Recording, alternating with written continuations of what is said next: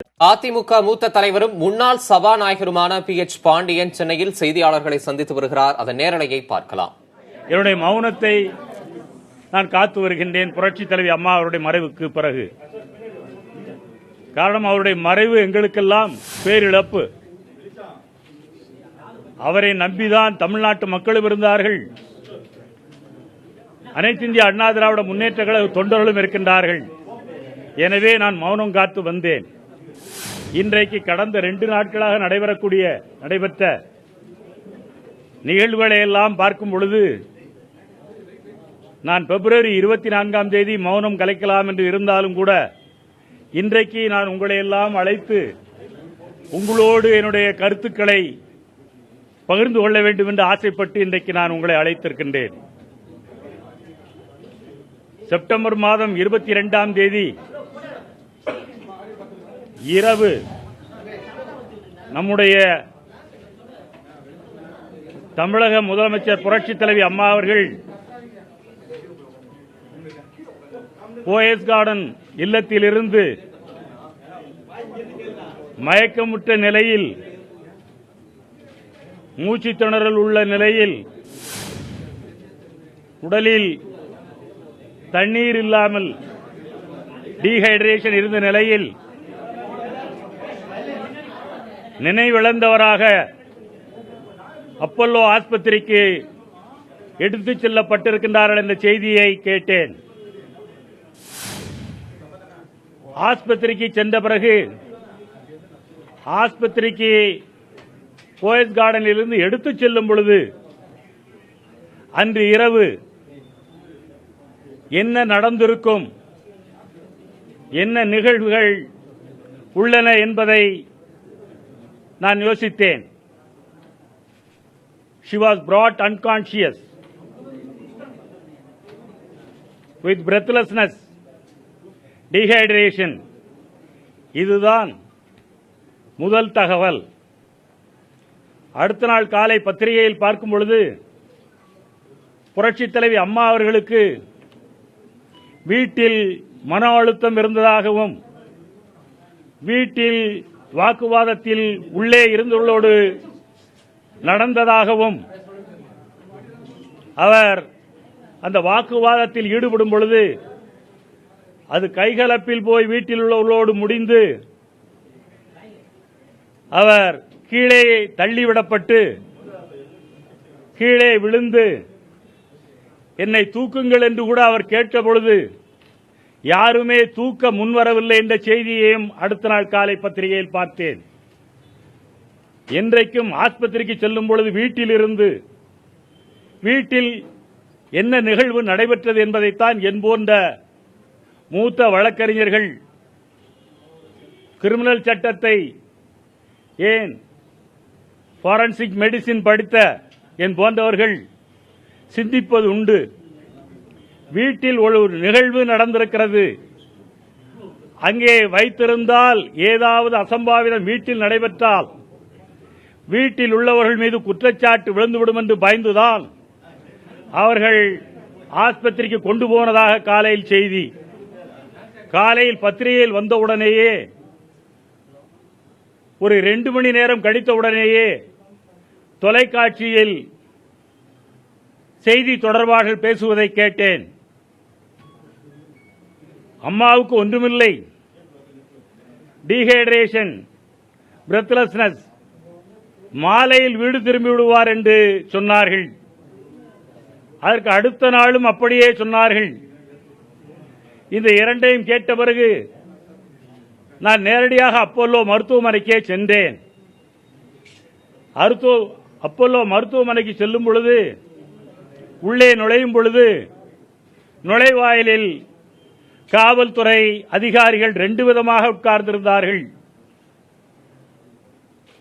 Brown uniform, blue uniform, but there was no khaki uniform. Only khaki uniform was standing outside the hospital. உடனே நான் அனுமதி கேட்டேன். என்னை மேலே அனுப்பினார்கள். நான் உள்ளே சென்றேன். உள்ளே 2வது மாடியில் தளத்தில் புரட்சித் தலைவி அம்மா அவர்கள் அனுமதிக்கப்பட்டு அந்த தளத்தில் அதே வரிசையில் டாக்டர்களுக்கென்ன ஒரு அறை இருந்தது. அந்த அறைக்குள்ளேயே போய் நான் அமர்ந்து கொண்டேன். என்ன நடந்தது என்று நான் கேட்டு தெரிந்து கொள்வதற்கு அங்கே வேறு யாரும் கிடையாது. பிறகு யோசித்து பார்த்தேன், அங்கே விசாரித்தேன். அங்கே உள்ள புரட்சித் தலைவி அம்மாவுடைய மெய்காப்பாளர்கள் அம்மா நலமாக இருக்கிறார், நன்றாக இருக்கிறார், சீக்கிரம் வந்து விடுவார் என்று என்னிடம் சொல்ல நான் நேரடியாக நான் வீட்டுக்கு வந்துவிட்டேன். அவர் அதுவரை யாரும் பார்க்கவில்லை. 3 நாட்கள் ஆனது. 4வது நாளிலிருந்து பல நாட்கள் அப்படியே போய்கொண்டு நான் வருகின்றேன்.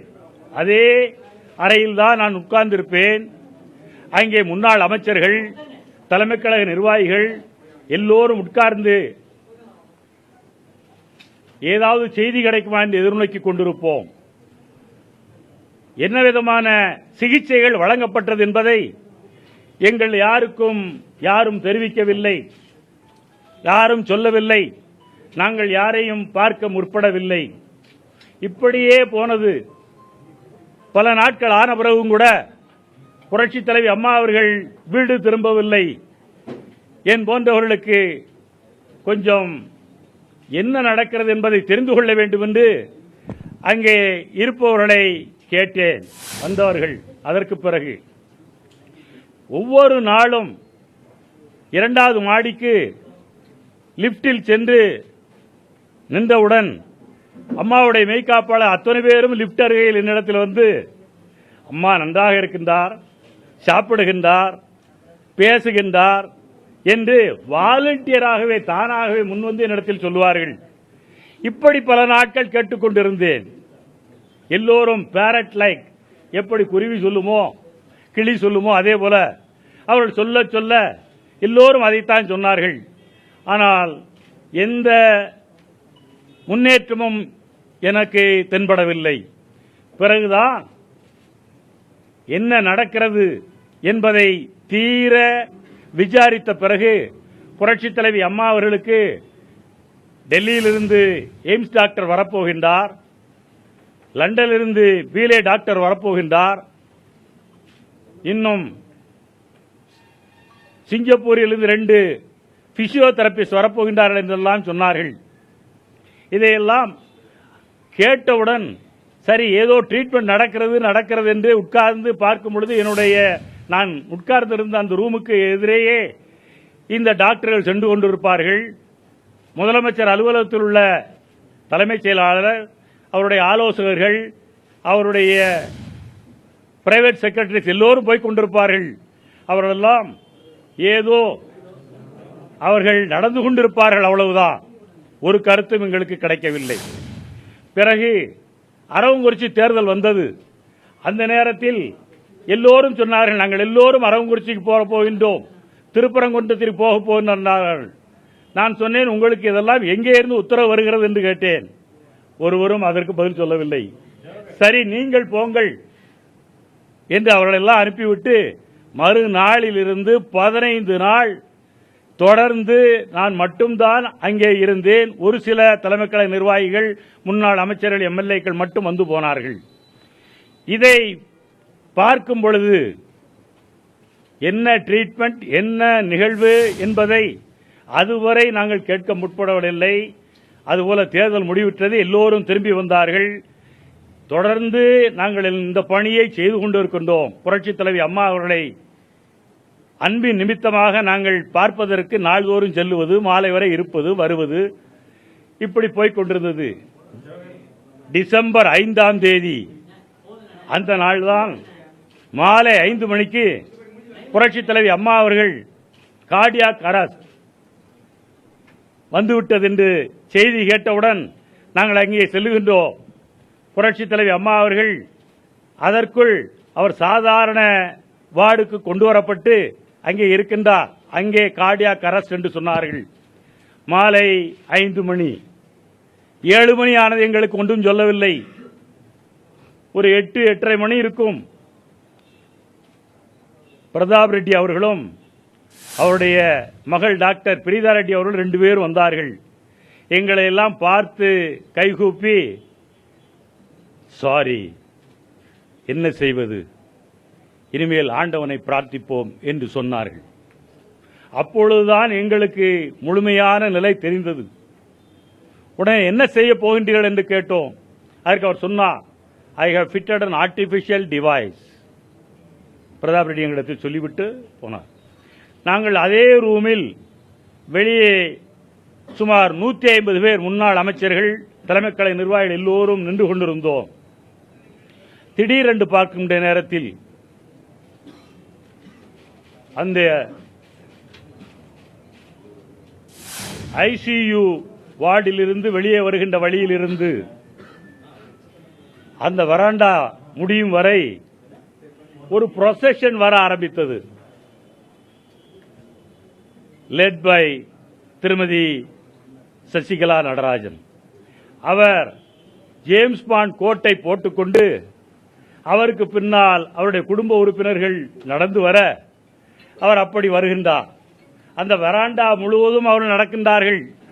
இங்கே இதை பார்த்தவுடன் நான் ரூமுக்குள் போய் உட்கார்ந்து விட்டேன். பின்னால் தான் அந்த ரூம், என்னுடைய ரூமில் உட்கார்ந்து கொண்டேன். அமைச்சர்கள் எல்லாம் நிற்கின்றார்கள், தலைமைக் கழக நிர்வாகிகள் எல்லாம் நிற்கின்றார்கள். அவர்கள் அவர்களை பாஸ் பண்ணி செல்லுகின்றார்கள். யாருக்கும் ஒரு சொட்டு கண்ணீர் கூட வரவில்லை, கவலை இல்லை, கதறவில்லை. இதை கண்கூடாக நான் பார்த்தேன். பிறகு போனவர்கள் சும்மா விடவில்லை, அபவுட் டர்ன், திருப்பி அதே ட்ரூப், அதே குரூப் லெட் பை திருமதி சசிகலா நடராஜன் அப்படியே வருகின்றார்கள்.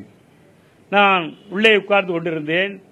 மனோஜ் பாண்டியன் என்னோடு தான் அன்றைக்கு நின்று கொண்டிருக்கின்றார். உள்ளே உட்கார்ந்து கொண்டிருந்தோம். சரி, போனார்கள். என்ன செய்ய போகின்றார்கள் என்று கேட்க பொழுது அந்த மெய்காப்பாளர்கள், இப்பொழுது டெல்லியிலிருந்து எய்ம்ஸ் டாக்டர் வரப்போகின்றார் என்று சொன்னார்கள். என்ன என்று கேட்டோம். இன்னும் மூளைச்சாவு வரவில்லை, நாங்கள் உயிர்ப்பித்து விடுவோம் என்று ஒரு வதந்தியை கிளப்ப நாங்கள் எல்லோரும் மகிழ்ச்சியில் ஆழ்ந்து உள்ளே போய் உட்கார்ந்திருக்கின்றோம். ஒரு மணி நேரம் ஆன பிறகு அவர் வந்தார் என்று சொன்னார்கள். எங்களுக்கு அதை பற்றி தெரியாது. கொஞ்ச நேரம் கழித்து மறைந்து விட்டார் என்ற செய்தியை நாங்கள் கேள்விப்பட்டோம். அங்கே அதே ஐசியு வார்டு பக்கத்தில் தான், அதே ரூம்ல தான் நான் 73 நாட்கள் அங்கேதான் அமர்ந்திருந்தேன். உடனே அந்த ஐசியு வார்டுக்கு நாங்கள் 150 பேரும் வெளியே போய் நின்றோம். காரணம், எல்லோரும் புரட்சித் தலைவி அம்மா அவர்களை தலைமைச் செயலாளரிடமிருந்து, ஆலோசகரிடமிருந்து எல்லா அதிகாரிகளும் உள்ளே போய் பார்த்து விட்டு வருகின்றார்கள். மறைந்த பிறகு அங்கே இருக்கக்கூடிய நர்சுகள் முதற்கொண்டு பார்த்துக் கொண்டு வருகின்றார்கள், காவலாளர்கள் பார்த்துக் கொண்டு வருகின்றார்கள். நாங்கள் எல்லாம் இதை பார்த்துக் கொண்டிருக்கின்றோம்.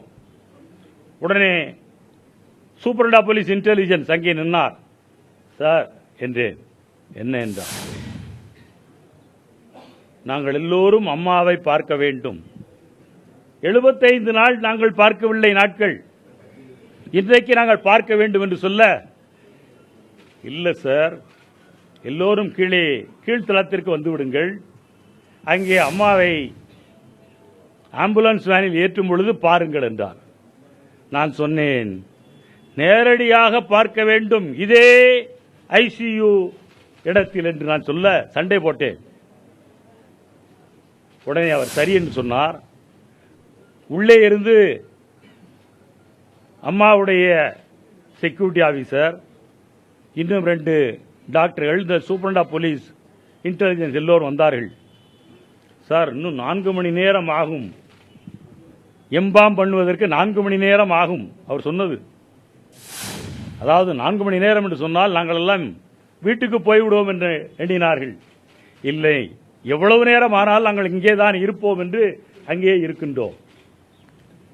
பிறகு 2 மணி நேரம் ஆன பிறகு புரட்சித் தலைவி அம்மா அவர்களை அந்த ஐசியூவில் இருந்து லிப்டில் ஏற்றுவதற்கு கொண்டு வருகின்றார்கள். லிப்டுக்கு எதிராக தான் அந்த ஐசியூ வார்டுடைய கதவு இருக்கிறது. கொண்டு வந்தார்கள். நான் அம்மாவை பார்த்தேன். என் பக்கத்தில் KP முனுசாமி இருந்தார், பார்த்தார். இன்னும் சில பேர் பார்த்தார்கள். உடனே வேகமாக லிப்டில் ஏற்றிக்கொண்டு கீழே போய் இறங்கினார்கள். கீழே பல பேர் போனார்கள். அவர்கள் பார்த்தார்களோ பார்க்கவில்லையே தெரியவில்லை. ஆம்புலன்ஸில் ஏற்றிக்கொண்டு சென்று விட்டார்கள். நாங்கள் உடனே வீட்டுக்கு வந்து குளித்துவிட்டு அந்த நடுநிசியிலேயே நாங்கள் ராஜாஜி ஹாலுக்கு நாங்கள் பயணமானோம். அங்கே ராஜாஜி ஹாலில் பார்த்தவுடன் தான் எங்களுக்கு ஒரே அதிர்ச்சி. புரட்சித் தலைவி அம்மா அவர்கள் 2011ஆம் ஆண்டு ஆட்சி பீடத்தில் ஏறியவுடனேயே திருமதி சசிகலா நடராஜன் அவருடைய குரூப் புரட்சித் தலைவி அம்மா அவர்களால் 2012இல் கட்சி விரோத நடவடிக்கைக்காக தன்னை ஆட்சி பீடத்திலிருந்து இறக்குவதற்கு அவர்கள் திட்டம் போட்டார்கள் என்று அவர்கள் நீக்கியவர்கள் எல்லாம் அங்கே ராஜாஜி ஹாலில் உங்களுக்கெல்லாம் தெரியும், அவர்களை சுற்றி அங்கே நின்று கொண்டார்கள். இதை பார்த்தேன். புரட்சித் தலைவி அம்மா அவர்கள் பெங்களூரில் புரட்சித் தலைவி அம்மா அவருடைய வழக்கில் தீர்ப்பு வருவதற்கு முன்பும் வரும்பொழுதும் இவர்கள்தான் திட்டம் போட்டு முதலமைச்சராக நீ ஆகலாம், நான் ஆகலாம் என்று அவர்கள் விவாதிப்பது. இந்த செய்தி உளவுத்துறை மூலமாக அம்மாவுக்கு போய் அவர்களையெல்லாம் கட்சியிலிருந்து திருமதி சசிகலா நடராஜன் உட்பட எல்லோரையும் நீக்குகின்றார். அவர் நீக்கிய மறுநாள் இங்கே கீழ்பாக் பெயின்ஸ் பள்ளிக்கு அருகாமையில் லைட் ஆடிட்டோரியத்தில் கிறிஸ்துமஸ் விழா நடைபெறுகிறது. அந்த கிறிஸ்துமஸ் விழாவில் என்னை பேச சொல்லுகின்றார்.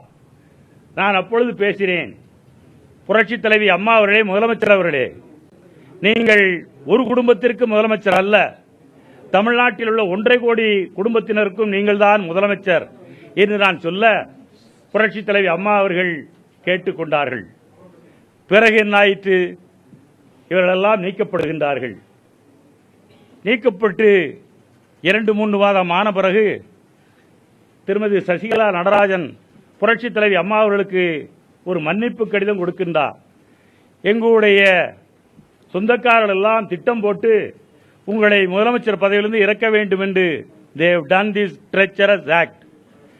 அவர்களுக்கும் எனக்கும் சம்பந்தம் இல்லை, நான் அவர்களோடு இனிமேல் தொடர்பு வைக்க மாட்டேன் என்று அவர் சொல்லி அவர் சாதாரண உறுப்பினராக அனுமதிக்கப்படுகின்றார்.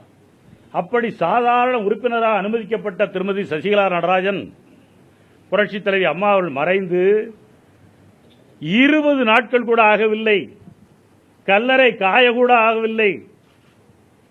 எல்லோரையும் பொது இடத்தில் பேச வைத்து எல்லோரையும் புரட்சித் தலைவி அம்மாவுடைய டிவியிலேயே பேட்டி கொடுக்க சொல்லி, எங்கள் யாருக்கும் தகுதி இல்லை, உங்களுக்குத்தான் தகுதி, எங்கள் யாருக்கும் அருகதை இல்லை, நீங்கள் ஒருவர்தான் இந்த கட்சியை காப்பாற்ற முடியும் என்று சொல்ல வைத்து அவர்களெல்லாம் சொன்னதை டிவியிலே பார்த்து 20 நாட்களில் அவர் காயை நகர்த்துகின்றார் பொதுச் செயலாளராக ஆவதற்கு. அன்றைக்குத்தான் எனக்கு வழக்கறிஞர் என்ற மூளையும் சட்ட விஞ்ஞான மூளையும் ரெண்டையும் ஒன்றிணைத்து பார்த்தேன். 1954ஆவது ஆண்டு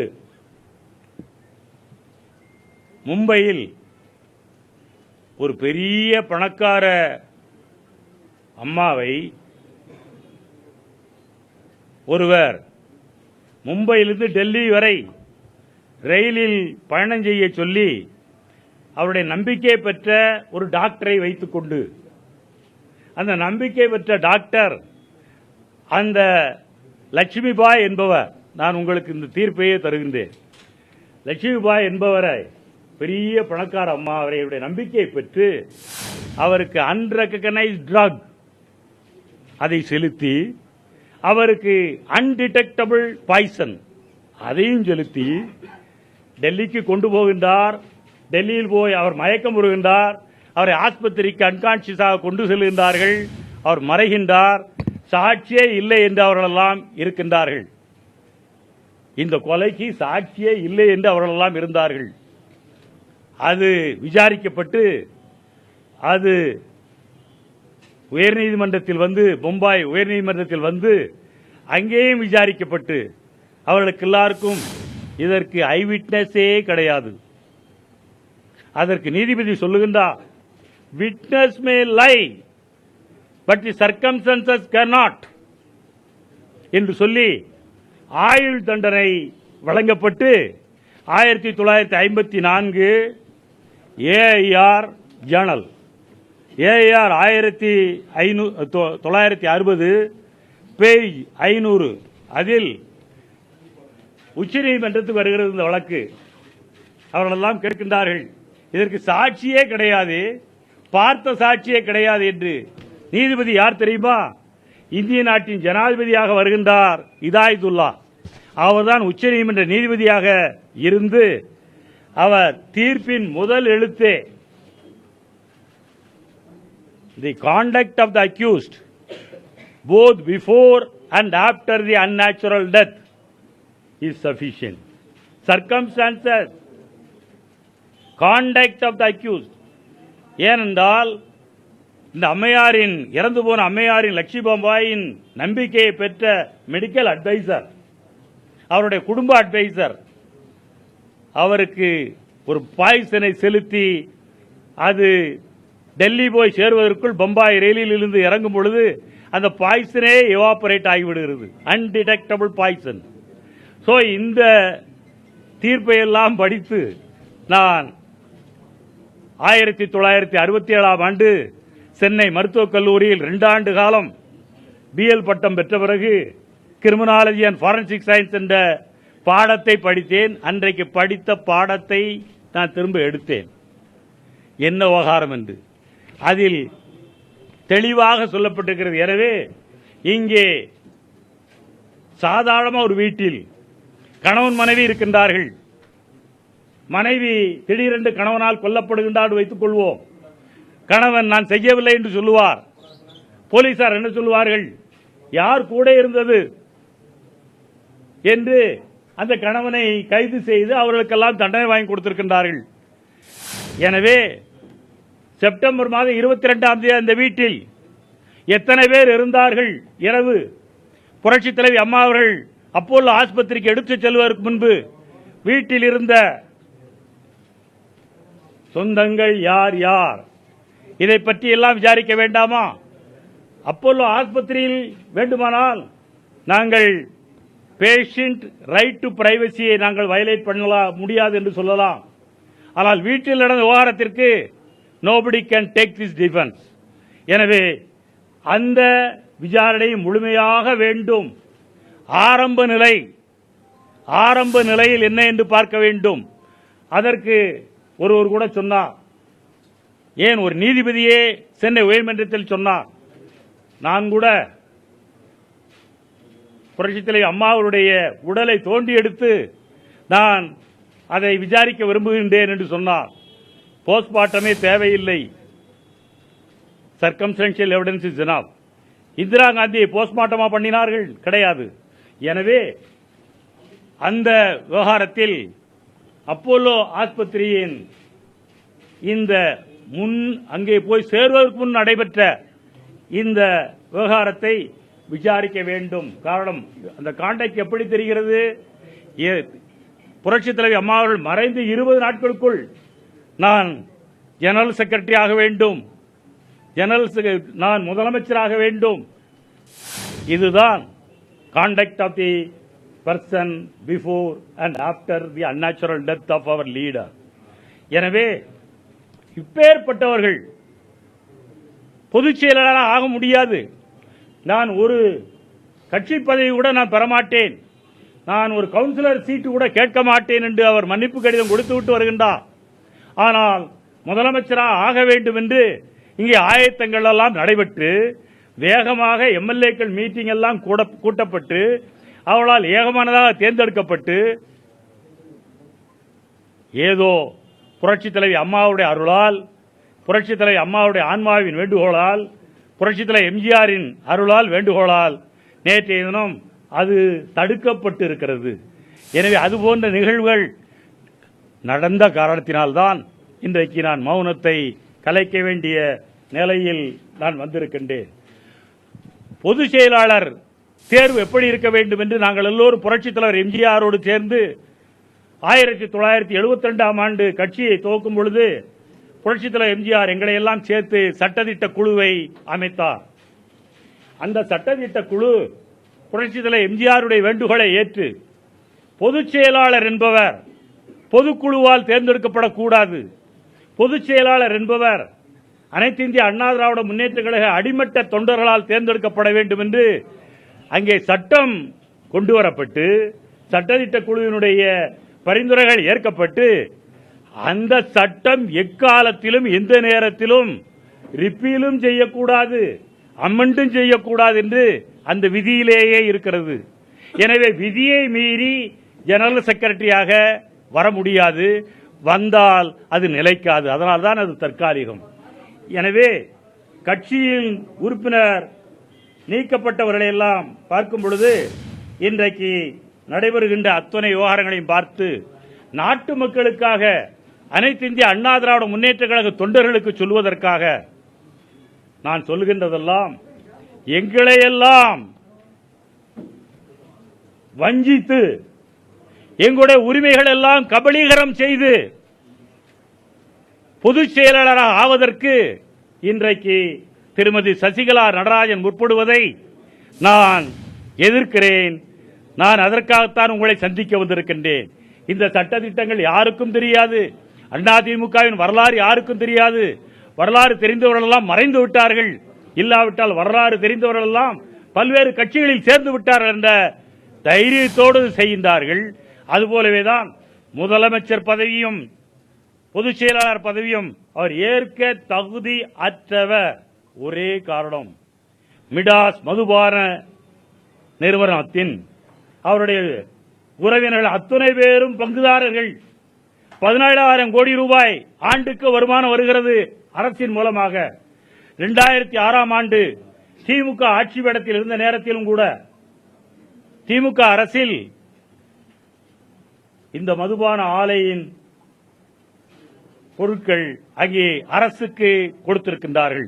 எனவேதான் அவர் பொதுச் செயலாளராகவும் தகுதி இல்லாதவர், முதலமைச்சராகவும் ஆக முடியாது என்ற தகுதியையும் வளர்ந்திருக்கின்றார் என்பதை நான் இங்கே தெரிவித்து, புரட்சித் தலைவி அம்மா அவருடைய ஆன்மா சாந்தி அடைவதற்கு அவருக்கு நாங்கள் நன்றிக்கடன் செலுத்துவதற்கு கடமைப்பட்டிருக்கின்றோம்.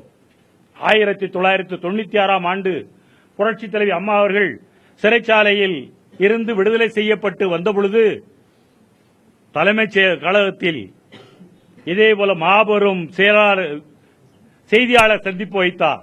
அன்றைக்கு அவர் என்னை கட்சியின் சட்ட ஆலோசகராக நியமித்த நேரம் நாங்கள் எல்லாரும் இருக்கின்றோம். புரட்சித் தலைவர் தலைவி அம்மா அவர்கள் அந்த செய்தியாளர் கூட்டத்தில் சொன்னார், நான் உழைத்து சம்பாதித்த சொத்துக்கள் அனைத்தும் என்னுடைய நகைகளும் மக்களுக்கு போய் சேர வேண்டும், எனக்கு தேவையில்லை என்று பொதுவாகவே அன்றைக்கு அவருடைய வில்லை பிரகடனப்படுத்தி விட்டார். காரணம், நான் இதை எச்சரிக்கையாக இருக்க வேண்டும் என்பதற்காக சொல்லுகின்றேன். ஒருவேளை அரவங்குறிச்சி தேர்தலில் அவர்கள் அவருடைய கை ரேகையை பெற்றது போல வேறு ஏதாவது ரேகையை பெற்று சொத்துக்களை கபலீகரம் செய்துவிடக் கூடாது என்பதற்காகத்தான் நான் இதை முன்னெச்சரிக்கையாக சொல்லுகின்றேன். எனவே புரட்சித் தலைவி அம்மா அவர்கள் அன்றைக்கு அதை சொன்னவுடன் என்னை பார்த்தார். நான் கட்சியின் சட்டத்திட்ட ஆலோசகர் பக்கத்தில் இருக்கின்றேன், சட்ட ஆலோசகர். Mister Pandian, you must see to that. எனக்கு கடமை இருக்கிறது, அவருக்கு பணி செய்ய, அவர் மறைந்த பிறகு எனக்கு கடமை இருக்கிறது. அதுபோல புரட்சித் தலைவர் எம்ஜிஆருக்கும் பணி செய்ய எனக்கு கடமை இருக்கிறது. அந்த கடமையை நிறைவேற்றுவதற்காகத்தான் இந்த செய்தியாளர் சந்திப்பு, உண்மையை சொல்லுவதற்கு. இங்கிலீஷ்ல லாஸ்ட் போர்ஷன் அந்த இது சொத்து எல்லாம் இருக்கு. டியூரிங் இது இல்ல இந்த சொத்து general secretary post C under the constitution of all. He will explain. He will explain. You mentioned the last question. In English, you say. Property சம்பந்தமா 1996ல. இல்ல அது இல்ல, அவர் ஜெனரல் செக்ரட்டரி சொல்றாரு. That I will tell you that. Yes, I will tell you. I will tell you. He will tell you. Right. Article என்ன? Article என்ன? அந்த section 1980 அது டீடைலா சொல்லணும். நான் சொல்றேன். Sir, he will tell you. இல்ல இல்ல நானு இன்னைக்கு நானு என்னோட மௌனத்தை கலைச்சிருக்கிறேன். என்னோட துயரத்திலிருந்து இன்னும் நான் முழுமை வெளியே வரல. நாங்கள் எல்லோரும் அப்படி அவரோடு ஒரு அட்டாச். காரணம், எங்களை எல்லாம் பொதுக்குழுவில் பேசும் பொழுது அன்பு சகோதரர் PH பாண்டியன் அவர்கள் என்று சொல்வார். ஒரு அன்பு சகோதரர் என்றால் என்ன அர்த்தம்? அவர் மறைவிற்கு என்ன காரணம்? எல்லோரும் விட்டுவிட்டால் நான் விட்டுவிடக்கூடாது, எல்லோரும் பாராமல் இருந்து விட்டால் நான் பாராமல் இருந்து விடக்கூடாது. அவருடைய உடன்பரவா சகோதரனாக இன்றைக்கு இந்த கருத்துக்களை, அவர் சொன்ன கருத்துக்களை, அவருடைய எண்ணங்களை இன்றைக்கு நாட்டு மக்களுக்கு தெரிவிப்பதற்காக, தமிழ்நாட்டில் உள்ள அதிமுக தொண்டர்களுக்கு தெரிவிப்பதற்காகத்தான் இந்த செய்தியாளர் சந்திப்பு. நான் பேச சொல்றேன். அடுத்து அவர் சொல்வாரு. மனோஜ் பாண்டியன் சொல்லுவார். அவர் பேசுவார். அனைத்து இந்திய இருங்க ஒரே மனோஜ் பாண்டியன் பேசுவார். அனைத்து இந்திய அண்ணா திராவிட முன்னேற்ற கழகத்தினுடைய பொதுச் செயலாளராக, தமிழகத்தினுடைய முதலமைச்சராக இருந்து மறைந்த என் போன்றவர்களுக்கு வாழ்வளித்து, இன்றும் அவர்கள் போட்ட அந்த சாப்பாட்டை உண்டு வாழ்ந்தவன் என்ற அடிப்படையில் ஒரு சில உண்மைகளை வெளியிட நான் கடமைப்பட்டிருக்கின்றேன். சேரன்மாதேவி சட்டமன்ற உறுப்பினராகவும் ராஜ்யசபா பிரபுக்களின் சபையில் என்னை அமர வைத்ததற்காக நான் நன்றி கடன் செலுத்த இங்கே நான் பேசவிருக்கின்றேன். இங்கே தெரிவிக்கப்பட்டிருக்கின்ற கருத்துக்கள், இதய தெய்வம் புரட்சித் தலைவி அம்மா அவர்கள் 2011ஆம் ஆண்டு தற்பொழுது தற்காலிக பொதுச் செயலாளராக தேர்ந்தெடுக்கப்பட்ட திருமதி VK சசிகலா அவர்கள் அரசியலுக்கு வரலாமா வேண்டாமா என்பதற்கு இங்கே நான் ஒரு செய்தியை குறிப்பிட விரும்புகின்றேன். 2011ஆம் ஆண்டு டிசம்பர் 19ற்கு முன்னால் ஒரு வார காலத்திற்கு முன்பு தலைமைச் செயலகத்தில் புரட்சித் தலைவி அம்மா அவர்கள் என்னை அழைத்து அன்றைய தினம் 45 நிமிடங்கள் என்னோடு பேசினார்கள். அந்த 45 நிமிடங்களில் அவர் தெரிவித்த கருத்து, இங்கே தமிழகத்தில் நான் முதலமைச்சராக இருக்கின்றேன், ஆனால் ஒரு பெரும் கூட்டம் என்னை சதி செய்து என்னை முதலமைச்சர் பதவியில் இருந்து நீக்குவதற்கு சதி செய்து கொண்டிருக்கின்றது, அவர்களை நான் வீட்டை விட்டு வெளியேற்றப் போகின்றேன் என்று சொன்னார். அன்றைய தினம் இதய தெய்வம் புரட்சித் தலைவி அம்மா அவர்கள் தெரிவித்த அந்த கருத்துக்களின் அடிப்படையில் டிசம்பர் 19ஆம் தேதி அனைத்து குடும்ப உறுப்பினர்களோடு சேர்த்து திருமதி VK சசிகலா அவர்களை நீக்கினார்கள், கழகத்திலிருந்து வெளியேற்றினார்கள். அதற்கு பின்பு புரட்சித் தலைவி அம்மாவோடு போயஸ் கார்டனில் அவர்களோடு அனைத்து பணிகளிலும் அனைத்து சட்ட ஆலோசனைகளிலும் கழகத்தினுடைய வழக்கறிஞர் பிரிவு செயலாளர் என்ற முறையில் எல்லா ஆலோசனைகளையும் நான் அப்பொழுது வழங்கி வந்து கொண்டிருந்தேன். மார்ச் 30ஆம் தேதி என்று எண்ணுகின்றேன். அன்றைய தினம் திருமதி VK சசிகலா அவர்கள் மீண்டும் போயஸ் கார்டனுக்கு வரக்கூடிய சூழ்நிலை ஏற்பட்டது. மன்னிப்பு கடிதத்தை கொடுத்து அவர்கள் வரும்பொழுது அன்றைய தினம் போயஸ் கார்டனில் நானும் இருந்தேன், பார்த்தேன், நடந்த நிகழ்வுகளையும் பார்த்தேன். வந்தார், ஸ்கார்பியோ காரில் வந்தார், வீட்டின் கதவுக்கு அருகே புரட்சித் தலைவி அம்மா அவர்களின் ஆசியை பெற்றால் உள்ளே சென்றார்கள். என் போன்றவர்களுக்கு வருத்தம் அப்போது இருந்தது. அப்பொழுது புரட்சித் தலைவி அம்மா அவர்கள் 5 பேரை அழைத்தார்கள். வீட்டு மாடிக்கு வாருங்கள் என்று சொல்லி 5 பேரை அழைத்து ஒவ்வொருவராக பார்த்தார்கள். அதில் 5வது ஆளாக என்னை அழைத்து, நீங்கள் வருத்தப்படாதீர்கள், என்றைக்கும் அவர்களை அரசியலில் நான் ஈடுபடுத்த மாட்டேன், எனக்கு நான் முதலமைச்சராக ஆகுவதற்கு பெங்களூரில் இருந்து சதி செய்து அவர்கள் அனைவரும் சேர்ந்து என்னை முதலமைச்சர் பதவியிலிருந்து நீக்கிவிட்டு தாங்கள் முதலமைச்சராக வர வேண்டும் என்று சதி செய்தார்களே, அதை நான் மறக்கவில்லை. ஆனால் எனக்கு ஒரு உதவியாளர் தேவை, ஆகவேதான் அவர்களை வர சொல்லியிருக்கின்றேன் என்று அன்றைய தினம் புரட்சித் தலைவி அம்மா அவர்கள் என்னிடம் தெரிவித்தார்கள். அதற்கு பின்பு ஒரு முறை துக்ளக் பத்திரிகையாளர் மறைந்த பெரியவர் திரு சோ அவர்களோடு நானும் அவரும் ஜெயா டிவியினுடைய இயக்குநர்களாக இருந்தபோது அழைத்து சொன்னார்கள், எனக்கு பயமாக இருக்கின்றது, இந்த கும்பல் என்னை பாய்சன் வைத்து கொண்டு விடுமோ என்ற பயம் இருக்கின்றது என்று சொன்னார்கள். அன்றைய தினம் நான் சொன்னேன், புரட்சித் தலைவி அம்மா அவர்களே, நீங்கள் ஒரு குடும்பத்திற்கு சொந்தக்காரர் அல்ல, 1 கோடி அனைத்து இந்திய அண்ணா திராவிட முன்னேற்ற கழக 1.5 கோடி தொண்டர்களுக்கு நீங்கள் சொந்தமானவர்கள். தமிழக மக்கள் உங்களை பாதுகாக்க இருக்கின்றார்கள், உங்களுக்கு எந்த குறையும் வராது, எந்த அச்சுறுத்தலும் வராது என்று பேசி அதற்கு பின்பு புரட்சித் தலைவி அம்மா அவர்கள் ஒருபோதும் அரசியலில் திருமதி வி கே சசிகலா அவர்களை ஈடுபடுத்தியதே இல்லை. இவர்கள் கேட்டார்களே, இப்பொழுது தற்காலிக பொதுச் செயலாளராக திருமதி வி கே சசிகலா அவர்கள் தேர்ந்தெடுக்கப்பட்டிருக்கின்றார்கள். அனைத்து இந்திய அண்ணா திராவிட முன்னேற்ற கழகத்தினுடைய சட்ட விதிகள் 19(8) விதியின் கீழ்தான் தற்காலிக பொதுச் செயலாளராக தேர்ந்தெடுக்கப்பட்டிருக்கின்றார்கள் என்று சொல்கின்றார்கள். அந்த 19(8) என்ற அனைத்து இந்திய அண்ணா திராவிட முன்னேற்ற கழகத்தினுடைய சட்ட விதி என்ன சொல்லுகின்றது தெரியுமா? பொதுக்குழு பாலிசிஸ் அண்ட் புரோகிராம்ஸ், அனைத்து இந்திய அண்ணா திராவிட முன்னேற்ற கழகத்தினுடைய கொள்கைகளை வகுக்கக்கூடிய ஒரு குழுதான் பொதுக்குழு. அது அனைத்து இந்திய அண்ணா திராவிட முன்னேற்ற கழக தொண்டர்களை கட்டுப்படுத்தும் என்று மட்டும்தான் குறிப்பிட்டிருக்கின்றது. ஆனால் அந்த சட்டத்தை பயன்படுத்தி பொதுக்குழுவால் 2500 பேரால் இன்று அனைத்து இந்திய அண்ணா திராவிட முன்னேற்ற கழகத்தினுடைய பொதுச் செயலாளராக தேர்ந்தெடுக்கப்பட்டிருக்கின்றார்கள் என்று தெரிவிக்கப்பட்டுள்ளது. அது மட்டுமல்ல, சட்ட விதி 20(2) என்ற ஒரு விதி இருக்கின்றது. அதில் குறிப்பிடப்பட்டிருக்கின்றது, பொதுச் செயலாளர் என்பவர் அனைத்து இந்திய அண்ணா திராவிட முன்னேற்ற கழகத்தினுடைய தொண்டர்களால் மட்டுமே தேர்ந்தெடுக்கப்பட முடியும். அனைத்து இந்திய அண்ணா திராவிட முன்னேற்ற கழக சட்ட விதிகளில் தற்காலிக பொதுச் செயலாளரை நிர்ணயிக்கக்கூடிய, அவர்களை தேர்ந்தெடுக்கக்கூடிய, நியமிக்கக்கூடிய எந்த அதிகாரமும் இதுவரை வழங்கப்படவில்லை என்பதை நான் தெரிவிக்க கடமைப்பட்டிருக்கின்றேன். அது மட்டுமல்ல, சட்ட விதிகளின்படி 20(5) என்ற ஒரு விதி இருக்கின்றது. அதில் ஒரு பொதுச் செயலாளர் பதவி காலியாக இருந்தால், இதற்கு முன்னால் இருந்த பொதுச் செயலாளர் யார் யாரை நியமித்தாரோ அவர்கள் நியமனம் புதிதாக இருக்கின்ற பொதுச் செயலாளர் தேர்ந்தெடுக்கப்படும் வரை அது தொடரும் என்பதுதான் அந்த சட்ட விதி.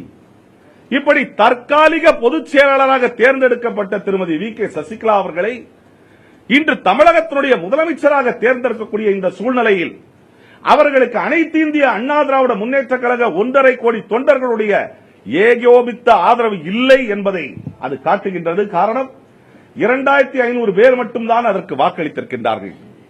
அது மட்டுமல்ல, புரட்சித் தலைவி அம்மாவினுடைய எண்ணம் ஒருபோதும் இவர்களை ஒரு கவுன்சிலராக கூட ஆக்கியது கிடையாது. புரட்சித் தலைவி அம்மா அவர்கள் அவர்களுடைய இல்லமான போயஸ் இல்லம், அது அனைத்து இந்திய அண்ணா திராவிட முன்னேற்ற கழக தொண்டர்களுக்கு கோவில் போன்றது. அந்த கோவிலை ஒரு மெமோரியலாக மாற்ற வேண்டும் என்பதுதான் அனைத்து இந்திய அண்ணா திராவிட முன்னேற்ற கழக தொண்டர்களுடைய எண்ணம். புரட்சித் தலைவி அம்மாவினுடைய அந்த இல்லம், போயஸ் தோட்ட இல்லம், அதில் அவர்கள் பயன்படுத்திய கார், அவர்கள் பெற்ற பரிசு பொருட்கள், அவர்கள் பெற்ற விருதுகள், இவை அனைத்தும் போயஸ் கார்டனில் புரட்சித் தலைவி அம்மாவின் நினைவாக எப்படி புரட்சித் தலைவர் அமரர் எம்ஜிஆர் அவர்களுக்கு ஆர்காட் சாலையில் உள்ள நினைவகம் அமைந்திருக்கின்றதோ, அதே போன்று புரட்சித் தலைவி அம்மா அவர்களுக்கு தமிழக மக்கள், அதிமுக தொண்டர்கள் அனைவரும் சென்று அவர்களை வணங்குவதற்கு அது ஒரு மெமோரியலாக ஆக வேண்டும் என்பதுதான் என் போன்ற வழக்கறிஞர்கள் என்னை 9 ஆண்டு காலம் கழகத்தினுடைய வழக்கறிஞர் பிரிவு செயலாளராக, சட்ட திட்டங்களை வகுக்கக்கூடிய செயலாளராக, எம்எல்ஏ எம்பியாக ஆக்கிய புரட்சித் தலைவி அம்மா அவர்களுக்கு இதைவிட செய்யக்கூடிய நன்றி கடன் என்னவாக இருக்கும் என்று சிந்தித்துதான் இன்றைய தினம் உங்களை நாங்கள் சந்தித்துக் கொண்டிருக்கின்றோம். அது மட்டுமல்ல, இன்றைய தினம் தமிழகத்தினுடைய முதலமைச்சராக வரப்போகின்றார்கள். ஏன் 25 நாட்களில் பொதுச் செயலாளர், 60 நாட்களில் முதலமைச்சர், இப்படிப்பட்ட எண்ணங்கள் ஒருவருக்கு இருக்கின்றது என்று சொன்னால் அவர்கள் புரட்சித் தலைவி அம்மா அவர்களோடு எப்படி அன்பாக இருந்திருக்க முடியும்? எப்படி எதிர்பார்ப்பு இல்லாமல் இருந்திருக்க முடியும்? எப்படி அவர்களோடு இருக்கின்ற போது இந்த பதவியின் மீது ஆசை இல்லாதவர்களாக இருக்க முடியும்? சிந்தித்து பார்க்க வேண்டும் என்று கேட்டுக்கொள்கின்றேன். அது மட்டுமல்ல, அப்படி ஒருவர் முதலமைச்சராக தேர்ந்தெடுக்கப்பட வேண்டும் என்று சொன்னால் 33 ஆண்டுகள் இவர்கள் இருக்கின்றார் என்று சொல்கின்றார்களே, 50 ஆண்டுகள் புரட்சி தலைவி அம்மாவினுடைய இல்லத்தில் அவர்களுக்கு பாதுகாவலராக, தாயாக, எல்லாமுமாக இருப்பவர் அங்கே இருக்கின்ற திருமதி ராஜம் அவர்கள். ராஜம் என்பவர்தான் அம்மா சிறு வயதில் 13 வயதிலிருந்து இன்று இறக்கும் வரை அவர்களோடு திருமதி வி.கே. சசிகலா அவர்கள் வெளியேற்றப்பட்ட போது கூட புரட்சி தலைவி அம்மா அவர்கள் எங்களை அழைத்து எங்களுக்கு அங்கே உணவு கொடுக்கும் பொழுது இருந்தவர் திரு ராஜம் அவர்கள். அங்கே இருக்கின்ற ஒரு பெரிய மனிதர் ஒருவர் புரட்சி தலைவி அம்மாவோடு அவர்கள் தாய் இருந்தபோது அப்படி இருக்கின்ற சூழலை அவர்களுக்கு தாயாக இருந்தவர் அவர்கள். ஆனால் முதலமைச்சர் என்று வரும் பொழுது அனைத்து இந்திய அண்ணா திராவிட முன்னேற்ற கழக தொண்டர்கள், அனைத்து இந்திய நம்முடைய தமிழகத்தினுடைய மக்கள் அனைவரையும் வஞ்சித்து அவர்களுடைய விருப்பத்திற்கு மாறாக இன்று இந்த நிகழ்வு நடைபெற்றுக் கொண்டிருக்கின்றது. இன்று பொருளாதார குற்றங்கள் புரிந்தவர்கள் தமிழகத்தை ஆண்டால் தமிழகம் எங்கே போகும்? பொருளாதார குற்றங்கள் ஊழல் தடுப்பு சட்டத்தின் கீழ் இன்று குற்றச்சாட்டுகளை எதிர்கொள்பவர்கள் எல்லாம் இன்று தமிழகத்தினுடைய முதலமைச்சராக ஆனால் அது எங்கே நம்முடைய நாட்டை கொண்டு போகும்? நாட்டு மக்களுக்கு இது ஒரு எச்சரிக்கையாக இருக்க வேண்டும். நாமும் எச்சரிக்கையாக இருக்க வேண்டும். ஒருபோதும் இதை அனுமதிக்க கூடாது. தற்காலிக பொதுச் செயலாளர் தமிழகத்தினுடைய முதலமைச்சராக ஆக முடியுமா? அது ஏகோபத்திய அந்த ஆதரவு பெற்ற முதலமைச்சரா என்பதுதான் எங்களுடைய கேள்வி. ஆகவே Rule 19(8) clearly provides that the General Council can appoint or the General Council can frame the policies and programs of the party which is binding on the cadres of the party. It does not speak about the election of a General Secretary, more so a temporary General Secretary which is not provided according to the bylaws of the AIADMK party. Rule 20 clause 2 provides that the General Secretary must be elected from among the cadres of the party. Rule 20 clause 5 provides that the General Secretary, when the General Secretary post becomes vacant, the office bearers appointed by the previous General Secretary will continue to hold office until a new General Secretary is elected by the cadres of the party. ஆகவே திருமதி சசிகலா நடராஜன் அவர்களுக்கு யாரையும் நியமிக்கவோ நீக்கவோ அதிகாரங்கள் கிடையாது. அவர்களுக்கு இரட்டை இலை சின்னத்தை கொடுக்கக்கூடிய ஆத்தரைசேஷன் கூட கொடுப்பதற்கு அவர்களுக்கு அதிகாரம் கிடையாது. She has no authority as a temporary General Secretary to allot or authorize the two-leaf symbol to any person in the party. She has no authority to appoint or remove anybody from the party. She has no authority to appoint any office bearer of the party. So, the election of Tirumati Sasikala Nadarajan, which is already questioned before the Election Commission, is subject to scrutiny, and until she is cleared by the Election Commission, the all proceedings on the basis of which she was elected as a temporary General Secretary and the Chief Minister are illegal. Lakshmibai வழக்கு குறிப்பிட்டு நீங்க சொன்னீங்க. இதன் மூலமா நான் உங்களை சந்திக்கிறேன்னு சொல்றேன். நான் பிறகு சந்திக்கிறேன். இன்னொரு சந்திப்பு பாண்டியன்